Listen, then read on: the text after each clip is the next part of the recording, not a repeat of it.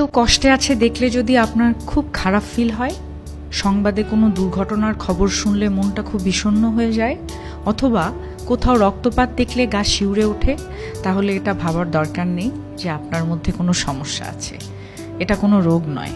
আপনি যে কোমল হৃদয়ের মানুষ, এটা তার সবচেয়ে বড় প্রমাণ। এই পৃথিবীতে এখন কেমন যেন কম বেশি সবাই রোবট হয়ে গেছে। কষ্টে কেউ মরলেও তারা ফোন স্ক্রল করায় ব্যস্ত, কেউ হাউমাউ করে কাঁদলেও বলে ড্রামা করছে। এই সময়েও যদি আপনি কারো না বলা কষ্ট অনুভব করতে পারেন, তার মানে আপনার ভেতরের মানুষটা এখনো জীবিত রয়েছে। তাহলে বলবো, আপনি এখনো নরম হৃদয়ের একজন রিয়েল হিউম্যান বিইং।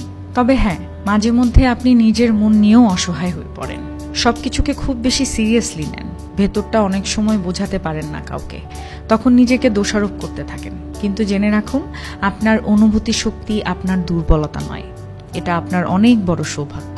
এই দুনিয়ায় এখন এমন অনেক মানুষ আছে যারা খুব শক্ত হৃদয়ের, কারো ব্যথায় ব্যথিত হয় না, অনেকটা কড়া স্বভাবের। কিন্তু দিন শেষে গিয়ে দেখবেন, এরকম মানুষদের থেকে কোমল হৃদয়ের আপনি যথেষ্ট ভালো আছেন। তাই যদি আপনি খুব বেশি অনুভূতিপ্রবণ বা সংবেদনশীল হন, নিজেকে বকাঝকা না করে একটু গর্ব করুন। আপনি একটা স্পর্শকাতর হৃদয় নিয়ে জন্মেছেন, যা এই যান্ত্রিক দুনিয়ায় খুব দুর্লভ।